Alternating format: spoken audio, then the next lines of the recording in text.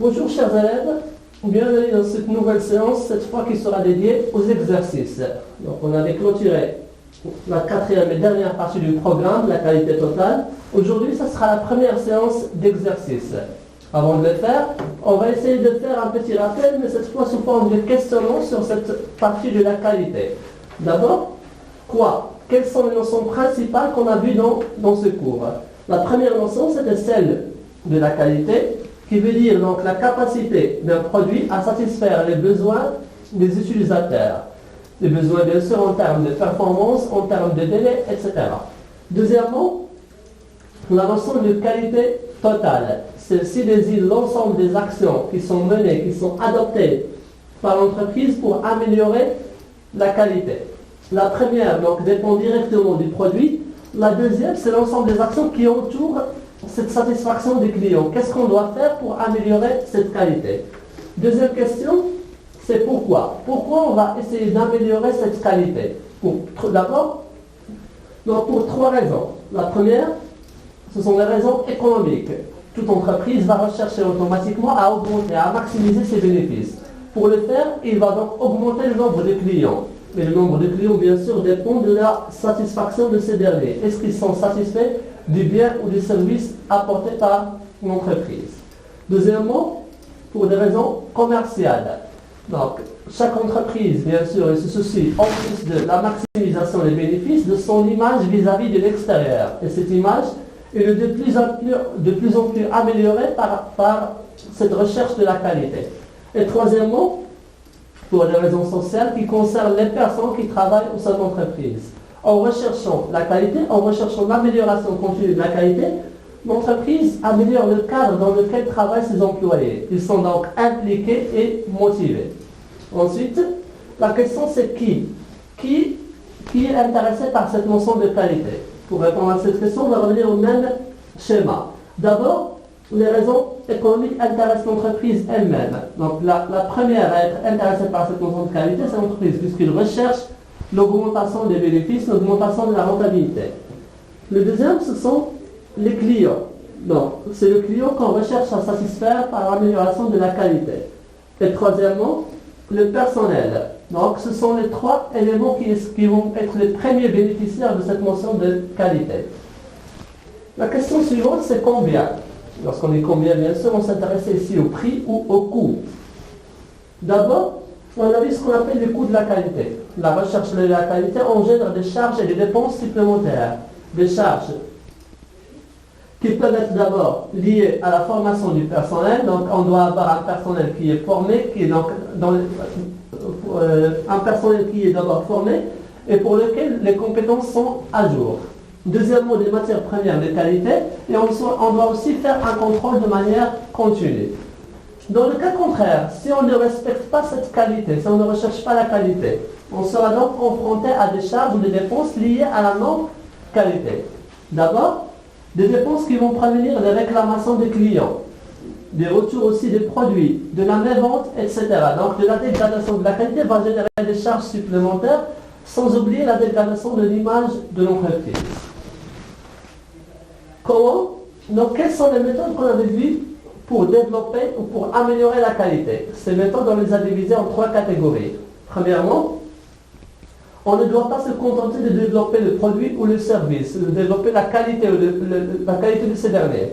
Mais on doit aussi développer les services qui accompagnent, qui entourent ces produits ou ces services. Pour le faire, on doit d'abord faire une formation au personnel sur le produit. Celui-ci doit savoir comment répondre de manière précise aux questions du client. Deuxièmement, on doit essayer d'améliorer le niveau d'information sur le produit, donc d'améliorer les outils, les techniques qui sont utilisées pour répondre aux questions du consommateur et pour informer ce dernier. Et finalement, on doit donc avoir une équipe qui va essayer de gérer cette relation entre client et entreprise. Qu'on a appelé donc cette équipe, on l'a appelée force de vente. C'est un ensemble de membres qui s'occupent de la commercialisation du produit. La deuxième méthode consiste à utiliser ce qu'on appelle le cercle de qualité. Le cercle de qualité sont des petits groupes de discussion.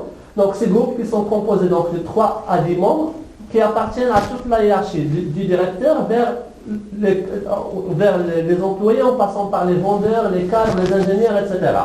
Ces gens vont essayer de se réunir de manière régulière et de manière volontaire pour discuter à propos des problèmes qui concernent la qualité et essayer de trouver des solutions.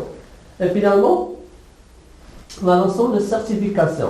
La certification, c'est quoi? C'est l'opération par laquelle l'entreprise obtient un diplôme qui atteste le respect d'un certain niveau de qualité. C'est une sorte donc de diplôme, de certificat qui garantit aux clients que l'entreprise respecte la qualité.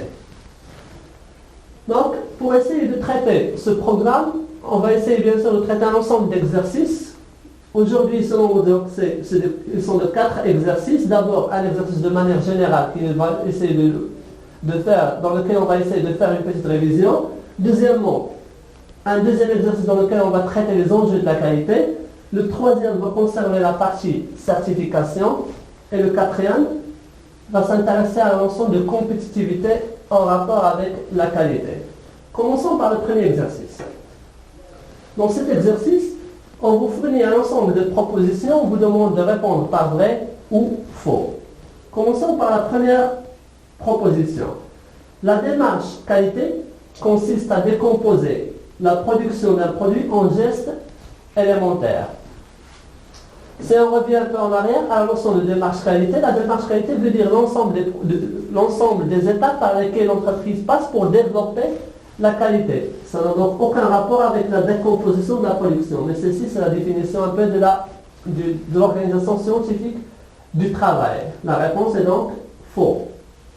Pour la deuxième proposition, la démarche qualité consiste à étudier le marché, à analyser les besoins des clients, puis à produire. Donc, pour avoir une démarche qualité, on doit d'abord passer par le client. C'est le client qui précise quels sont ses besoins, ses demandes, ses attentes, et l'entreprise donc doit s'adapter pour essayer de répondre à ses besoins. La question est donc vraie. Donc, celle-ci passe par 3 étapes. D'abord, l'analyse des besoins, ensuite l'adaptation donc, du processus de production, et la troisième, c'est la production, l'exécution. Troisièmement, la proposition s'intéresse au cercle de qualité. Un cercle de qualité permet la réduction des coûts de production. Donc on avait dit que parmi les objectifs du cercle de qualité, c'est de résoudre les problèmes liés à la qualité. Ces problèmes peuvent être liés à différents éléments. À la motivation du personnel d'abord, à la question du coût, à la question bien sûr du climat de travail, etc.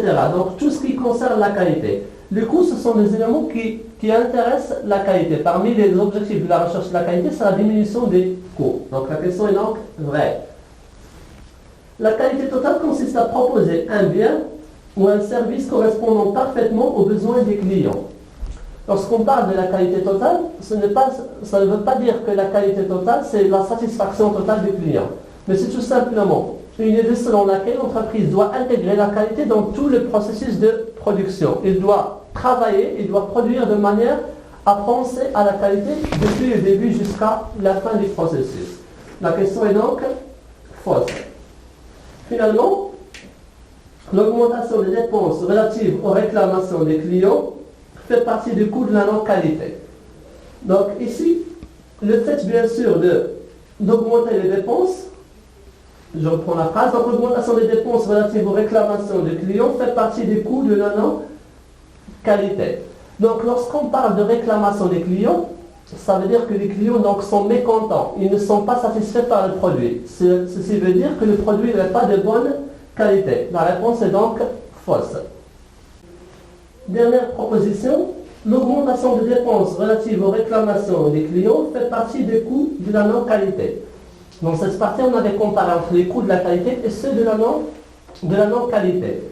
Donc, l'augmentation des dépenses qui est relative aux réclamations des clients, donc cela veut dire que les clients n'est pas satisfaits par les produits d'entreprise, ce qui signifie que ça concerne les coûts de la non-qualité. C'est donc vrai.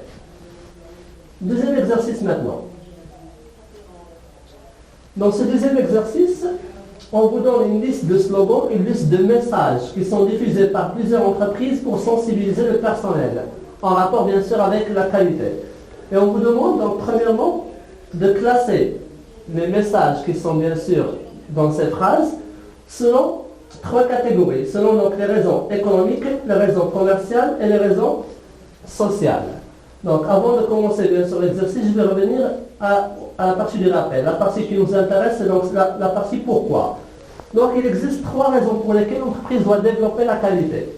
D'abord, des raisons économiques qui concernent l'entreprise elle-même et qui concernent généralement les résultats, les bénéfices, le chiffre d'affaires de l'entreprise. Des raisons commerciales qui s'intéressent aux clients et à l'image de l'entreprise qui est diffusée envers les clients. Donc ça concerne, comme je viens de dire, donc les clients d'abord. Est-ce qu'on augmente? Est-ce qu'on attire plus de clients? Est-ce qu'on a plus de parts de marché, etc. Et finalement, les raisons sociales qui intéressent surtout le personnel de l'entreprise, le personnel qui travaille au sein de l'entreprise. Je reviens maintenant à l'exercice. Donc on va essayer d'étudier raison par raison pour voir est-ce que ce sont des raisons bien sûr économiques, des raisons commerciales, des raisons sociales. La première raison, pour vivre et pour survivre, notre entreprise doit avoir des clients, doit conserver ceux qui se fournissent chez nous et en trouver de nouveaux. Donc, pour vivre, notre entreprise doit avoir des clients, donc doit conserver ceux qui se fournissent chez nous. Ça veut dire que l'entreprise doit conserver ses propres clients. Et aussi, doit rechercher de nouveaux clients. Donc, la notion principale ici, c'est la notion de clients. Donc, on s'intéresse ici au nombre de clients qui achètent nos produits. On s'intéresse au nombre de clients qu'on peut attirer. C'est donc une raison commerciale. Deuxièmement, la deuxième concerne donc le chiffre d'affaires. Donc 10% de notre chiffre d'affaires peut être perdu en non-qualité. Lorsqu'on s'intéresse au chiffre d'affaires ou aux résultats ou aux bénéfices de l'entreprise, ce sont des raisons qui sont purement économiques, qui concernent l'entreprise elle-même. Troisièmement, un client satisfait entraîne 5 nouveaux clients potentiels. Un client mécontent entraîne 20 nouveaux non-clients. Ça veut dire que chaque client qu'on attire, on va attirer donc avec lui 5 autres clients. Et chaque client qu'on perd, on va perdre avec lui donc 20 clients. On s'intéresse donc toujours à cette notion de client, à cette notion de part de marché. Il s'agit donc d'une raison commerciale. D. Chaque erreur dégrade l'image de marque de notre entreprise. Là, on s'intéresse donc à l'image qui est communiquée à l'extérieur. C'est donc toujours une raison commerciale. Améliorer la qualité, le meilleur moyen de lutter contre la concurrence et d'agrandir notre marché. Donc là, on parle donc de marché. Par marché, on veut dire donc la part des clients de l'entreprise, et aussi pour lutter contre la concurrence. Ça veut dire qu'on s'intéresse toujours à l'image ou aux performances de l'entreprise vis-à-vis de l'extérieur. C'est toujours donc une raison commerciale. Et donc la qualité dans notre entreprise, c'est aussi l'épanouissement de la responsabilité de chacun pour le bien et l'avenir de l'entreprise. Donc là, on s'intéresse à l'entreprise elle-même, mais on s'intéresse à qui exactement? L'épanouissement et la responsabilité de chacun. Ça veut dire qu'on s'intéresse aux individus qui travaillent au sein de l'entreprise. Dans ce cas, ce sont des raisons qui sont sociales, parce qu'ils s'intéressent au personnel. Et finalement, mettre en place la qualité dans l'entreprise, ce n'est pas bloquer les compétences des individus, au contraire. Donc, on doit s'intéresser à la qualité, mais pour quelle raison? Pour ne pas donc bloquer les compétences des individus. Là, on s'intéresse encore aux individus. De quel individu on parle? Des individus qui travaillent au sein de l'entreprise. Donc, c'est toujours une raison sociale. Exercice 3 maintenant. Donc là, on va essayer de s'intéresser à une société appelée Vanessa Ice qui a été certifiée. Donc, on vous demande premièrement d'identifier l'organisme certificateur, ça veut dire l'organisme qui a donné ce certificat à l'entreprise, et deuxièmement d'évaluer l'impact de la certification sur Vanessa Ice. Pour le faire, je vais revenir au schéma qu'on avait traité à propos de l'accréditation, à propos de la certification. On avait dit que cette certification, c'est le fait d'obtenir un certificat, un diplôme de qualité. Ce diplôme passe par 2 étapes. D'abord, il y a des organismes d'accréditation qui fixent les règles et les conditions bien sûr à respecter, qui sont appelées des normes. Et deuxièmement, l'organisme de certification qui essaie de voir est-ce que l'entreprise applique ces normes ou non. S'il les applique, il va donc obtenir ce qu'on appelle un certificat. S'il ne les applique pas, Donc il est hors jeu. Donc il est hors de question de lui donner ce certificat. Donc la certification, c'est l'opération par laquelle l'entreprise obtient ce diplôme. Revenons maintenant à l'exercice. Donc on vous demande premièrement d'identifier l'organisme qui a donné cette certification. Donc si on lit de manière précise le document, on va savoir à partir de la première phrase que l'entreprise a obtenu 2 certificats. D'abord, le certificat ISO 22000 qui est relatif bien sûr au respect de la qualité des matières alimentaires qu'il utilise. Et deuxièmement, l'ISO 9001 qui est relatif à la démarche qualité, au management de la qualité. Donc, si on continue la lecture, on va trouver bien sûr une phrase qui signifie que il a été donné, bien sûr, ces certificats ont été donnés par l'organisation AFNOR. Et ensuite, c'est l'un des plus importants organismes de certification internationale. Donc, l'organisme de certification, dans ce cas, c'est AFNOR. Deuxièmement, on vous demande de relever ou d'évaluer l'impact de cette certification sur l'entreprise. La certification ne peut qu'avoir des avantages, des effets positifs sur l'entreprise. Et ces effets, on va commencer à les détecter à partir de la deuxième partie du texte. Par là, donc on dit que ce certificat donne à Vanessa AS un avantage concurrentiel face à la compétition du marché dans lequel elle s'est engagée. Ça veut dire que l'obtention de ce certificat va lui donner une sorte d'avantage, une sorte d'un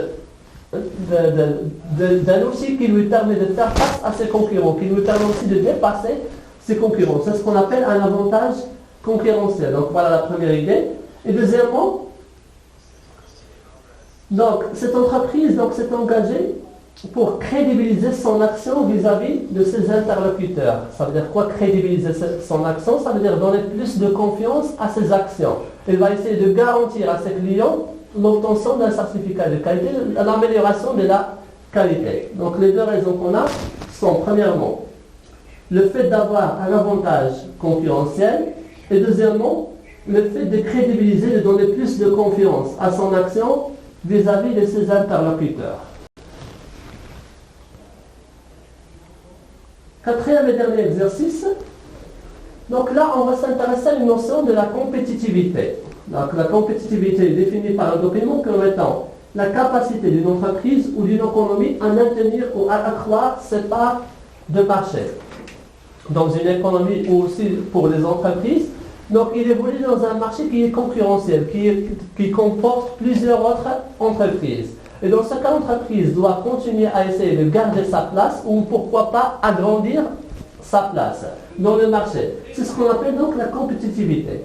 Le document nous dit aussi que cette compétitivité peut être de 2 manières. Premièrement, lorsque la compétitivité porte sur des produits comparables en termes de qualité, la compétitivité dépend des prix des produits. On parle donc de compétitivité prix. Ça veut dire quoi une compétitivité prix? Ça veut dire que la concurrence entre les entreprises se fait en fonction des prix qui sont proposés. Chacune d'elles va essayer de réduire au maximum son prix pour attirer les clients. Et donc cette compétitivité prix dépend de 3 facteurs. Premièrement, les coûts. Alors, pour pouvoir réduire son prix, il doit réduire les coûts, les charges et les dépenses qui sont engagées dans la production. Deuxièmement, les marges. La marge, ça veut dire le pourcentage de bénéfices qu'elle a. Combien elle va gagner sur ce coût.